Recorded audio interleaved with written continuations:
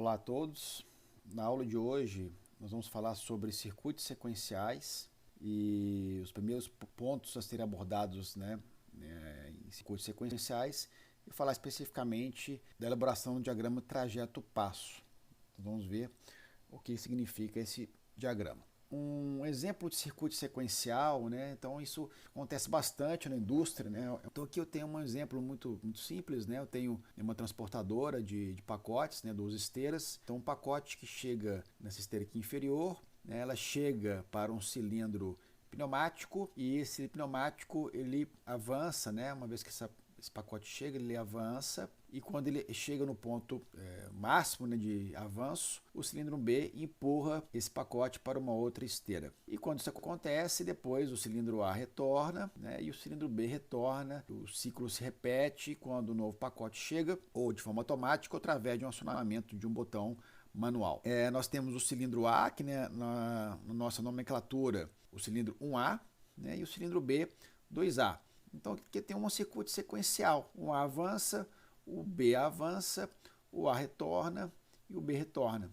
Então para isso também a gente usa aqui uma simbologia para denotar avanço e retorno. O sinal de mais quer dizer que o cilindro ele avança. O sinal de menos quer dizer que o cilindro retorna. Então nós temos aqui uma sequência pneumática de um circuito sequencial. 1 a mais, 2 a mais, 1 a menos e 2 a menos. Então, dando sequência aqui aos slides, o que seria o diagrama trajeto-passo? O diagrama trajeto-passo ele vai nos mostrar, o primeiro ponto para a gente elaborar um circuito sequencial, ele vai mostrar graficamente a evolução de atuadores e sensores, ou fim de curso. Então, vai me dizer como que o cilindro A avança, como que o cilindro B avança e retorna, como os fins de curso associados a essas posições de avanço e retorno serão acionados.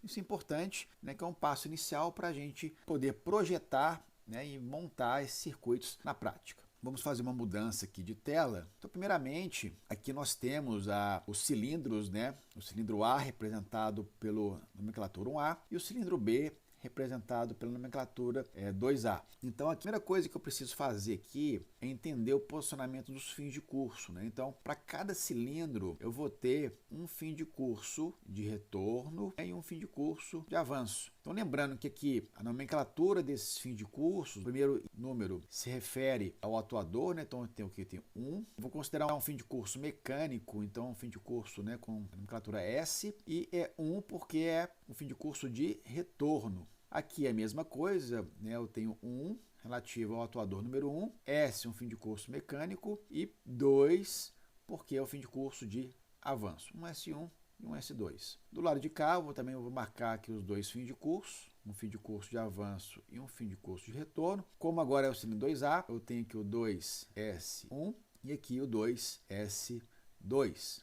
Então, nas aulas passadas a gente viu essa nomenclatura, a gente vai usar bastante aqui nos próximos circuitos, nas próximas aulas que a gente for mostrar. O diagrama trajeto-passo, o que ele é? Ele vai mostrar para mim a sequência dos atuadores, o avanço dos cilindros e a atuação dos fins de curso, de acordo com a sequência pneumática. Qual que é a sequência pneumática que a gente viu do processo? 1 a mais. Depois, o cilindro 2A avança, 2 a mais. Após o avanço de 2A, o que acontece? O retorno do cilindro 1A. Então, agora vai ser 1A menos. E por último, eu tenho o retorno do cilindro 2A, antes do sistema recomeçar. 2A menos. Então, eu tenho um passo, 2, 3, 4 passos aqui. Eu vou montar aqui, parece uma tabela, mas aqui são linhas que vão indicar o passo número 0, o passo número 1, o passo número 2, o passo número 3 e o passo número 4. Então aqui, cada um desses pontos vou indicar o trajeto que o cilindro percorreu e os fins de curso foram acionados. Nas primeiras duas linhas aqui eu vou colocar o primeiro atuador aqui, 1A. E nessa posição inferior quer dizer que ele está recuado, vou botar aqui 0. E aqui em cima eu vou colocar 1. Que ele está avançado, ou seja, nessa posição inicial ele está na posição 0, quando ele avança ele vai estar na posição 1 após concluir a movimentação. A mesma coisa eu faço para o cilindro 2A. 2A, eu tenho aqui a posição aqui, recuado 0 e a posição de avanço 1. Então esses dois primeiros pontos aqui, eles são os atuadores, Esses dois primeiros diagramas que eu vou fazer são relativos aos atuadores, tá? 1A e 2A. Então agora nós vamos fazer o diagrama, de fato, como é que nós vamos montar isso aqui. A gente vai seguindo da forma como tem que ser feito, né? Então, 1A, a partir do momento que eu tenho 1 a mais, do 0 para 1, o que acontece? O cilindro 1A avança. Ele vai sair aqui do ponto 0 e vai avançar até o fim de curso 1S2, né? Na posição 1, que é o avanço dele. Durante esse trajeto, o que acontece com o 2A? O 2A ele permanece na mesma posição aqui, ó. Então é isso que eu passo, né? O trajeto em cada passo que vai acontecer. O cilindro A ele parte do repouso, aqui do recuo, e vai avançar. Quando ele chega aqui, o que acontece? Ele aciona o fim de curso 1S2. E esse fim de curso, o que é? Nós vamos fazer um tracejado aqui até o diagrama do atuador número 2, indicando que agora o quê? Ao acionar o S2, o cilindro 2A avança até a posição 2S2, aqui, que é o passo número 2. Neste ponto, né, durante o passo 1 e o passo 2, o cilindro 1A ele permanece aqui avançado. E o que acontece agora com o cilindro número 2? Ao acionar, ao atingir o fim de curso 2S2, né, então nós vamos marcar aqui 2S2, o que vai acontecer? Ele vai desencadear o quê? O retorno do cilindro 1A. Então o cilindro 1A ele vai aqui de 2 para 3, tá? Até a posição inicial, né? A posição recuado. Durante esse trajeto, o cilindro 2A ele faz o quê? Ele fica, né, na posição avançada aqui, né? Quando o cilindro 1A retorna, o que acontece? Nós vamos aqui, né, ele vai acionar o fim de curso 1S1 e esse fim de curso ele vai fazer o quê? Ele vai fazer com que o cilindro 2A retorne. E durante esse tempo, né, o cilindro 1A, obviamente, ele vai estar parado aqui. E por último, né, o cilindro 2A, quando ele retorna, ele vai acionar o fim de curso 2S1, né, que ele voltou. Por sua vez, ele vai vir aqui dar, né, uma permissão para esse sistema poder partir de novo. Ele não parte automático por enquanto, a gente vai ver a condição para esse sistema repartir. Não é só o 2S1 estar acionado. É importante também que haja um comando manual ou automático para isso aqui. Então, daqui a pouco a gente vai ver como é que isso é feito. Então, nós fizemos aqui, ó, o diagrama trajeto-passo para todos os dois atuadores, né?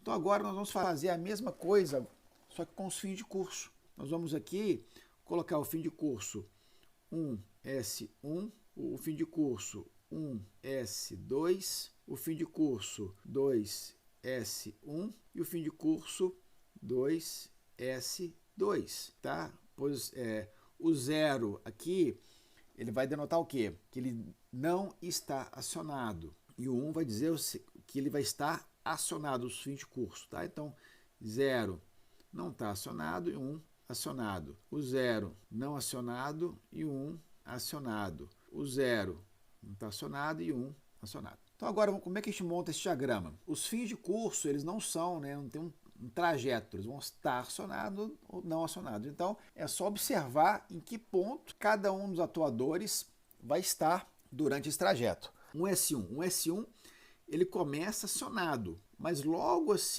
a partir do momento que um A sai do ponto, esse 1S1 ele vai ser desacionado, né? Ele vai sair para 0. Então ele começa aqui em 1 e vai para 0 logo em seguida. A gente deixa aqui um delay justamente porque há um atraso mecânico aqui desse fim de curso. Então sempre quando ele sai, o pistão aqui ele vai sair, a gente vai deixar um atraso aqui desse ponto. Então ele vai sair de 1 para 0 e vai ficar em 0 durante todo esse passo, né? Porque o cilindro já saiu, né? O pistão, a haste aqui, né, já saiu aqui do cilindro. Por outro lado, o que acontece com esse 2? Ele fica 0 durante todo o trajeto do passo e o que vai acontecer? No final do passo ele vai ser acionado. Então aqui da mesma forma que eu botei aqui um pequeno delay na saída, nós vamos colocar aqui na entrada também, né? Que é justamente esse atraso na hora onde o fim de curso vai ser acionado. Então é só um pequeno espaço que a gente coloca para dizer, né, que o fim de curso começa a ser acionado um pouquinho antes aqui da haste alcançar o fim de curso. O que acontece com os fins de curso do 2A? Permanece da forma como estão, porque eles não foram, né? O 2A não houve movimentação, só um S2 que foi acionado. Então o 2S1 está o quê? Acionado, né? Esse cilindro está recuado. Então aqui o 2S1 ele permanece acionado durante todo o intervalo entre o passo 0 e o passo 1. Enquanto o 2S2 ele permanece em 0 durante todo esse intervalo. O próximo passo o que é? Avançou um A, depois o 2A que vai avançar. Então o que acontece agora com os dois fins de curso de 2A? O 2S1, que ele estava em 1, ele vai para o quê? Vai para 0, porque essa haste, esse pistão vai sair. Então nós temos aqui o 1, ele vai para 0, logo depois aqui, né? Então aí ele finaliza o passo tendo até 0. O 2S2, o que acontece? No final do passo, durante todo o passo ele é 0, no final do passo ele vai para 1. Então aqui, durante todo o passo, ele fica em 0 e no final aqui do passo ele vai para 1. O que acontece com os fins de curso de 1A permanece na mesma posição durante todo o trajeto aqui. O fim de curso 1S1 ele está acionado e o 1S2 ele está acionado. Passo 2 para o 3. O 1A volta, né? Aqui o 2S2 foi acionado, então o 1A volta. Então o 1A volta, o que acontece com o S2? O S2 ele vai para 0. Ele estava acionado. A partir do momento que esse pistão, né, a haste, o pistão começa a voltar, o fim de curso ele não é mais acionado, ele vai para 0 e depois permanece durante todo o passo. Enquanto um S1 ele fica em 0 durante todo o trajeto e lá no final ele é acionado quando esse cilindro retorna. Então aqui nós temos o acionamento de um S1 no final do passo 3. Como o cilindro 2A não teve nenhum tipo de atuação, ficou parado, os fins de curso também não tem modificação no status. O 2S1 fica sem ser acionado e o 2S2 acionado. Então, no último trajeto entre o passo 3 e o passo 4, o que acontece? O 2A ele retorna através do acionamento de um S1. O S1 acionou, então agora nós temos o 2A que vai voltar. Então, o 2S2 vai fazer o que agora? Assim que ele se movimentar, ele vai de 1 para 0. Né? Sempre colocando o nosso atraso aqui, que ele está saindo, vai de 1 para 0. Enquanto o 2S1 ele vai ficar zerado durante todo o trajeto, logo antes aqui ele vai, no final do passo, ir para 1.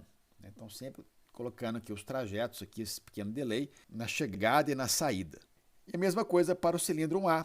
O cilindro 1A está parado, então os fins de cursos eles não têm modificação no status. Um S1 está acionado porque o 1A voltou e o S2 está lá em 0. Então, o que está faltando aqui? Está faltando só um acionamento para esse sistema ligar. Nos primeiros exemplos que a gente for fazer, nós vamos utilizar um acionamento manual, ou seja, o operador ele vai acionar um botão para dar início a essa sequência. Então, para simplificar aqui a atuação. Então, eu vou ter um botão S1, tá? Esse S aqui é um botão mecânico e esse 1 é sequencial, que a gente viu. Então, o botão S1, vamos colocar um botão aqui S1, da mesma forma, ele 0 e 1 aqui. O que ele vai fazer? Ele vai dar um pulso. Quando o sistema voltou, o operador ele vai lá e aperta de novo para fazer a sequência. Então, ele dá um pulso, ele só vem aqui, ó, ele vai dar um pulso aqui de 1 para 0. E em 0, ele vai ficar durante todo o trajeto, tá? É só um botão manual. Vou botar uma reta aqui. Eu tenho, nesses 4 pontos aqui, eu tenho os meus sensores. Um S1, S2, 2S1, 2S8, né? 2S2, que são os meus fins de curso. E esse último aqui é um botão mecânico. Então eu espero que vocês tenham entendido aqui a sistemática de construção, é bem simples de fazer esse trajeto. Tem um pouco de atenção para não errar, mas é muito simples, é muito tranquila a execução desse diagrama. Então vamos lá para aí uma atividade, né, para vocês fazerem. Né, nós fizemos uma sequência 1 a mais, 2 a mais, 1 a menos e 2 a menos. Agora, né, a título de exercício, fazer uma outra sequência. Ou seja, o 1 a mais, né, o A avança, depois o 2 a mais, o cilindro B avança, depois o cilindro B retorna. tá? 2 a menos e depois o cilindro A retorna 1 a menos. Então, inverter aqui essa sequência. Isso quem diz, né, gente, é o projeto, é o processo que vai dizer, né, qual sequência se adapta melhor para uma aplicação industrial. Aqui, título de exemplo, nós vamos fazer os dois, que os dois cabem aqui para esse processo aqui de transporte de pacotes. Bom, espero que vocês tenham gostado aqui da aula de hoje. Na próxima aula a gente vai já fazer um circuito pneumático para reproduzir a sequência do diagrama que nós fizemos na aula de hoje. Por hoje é só, espero vocês aí na próxima aula. Obrigado.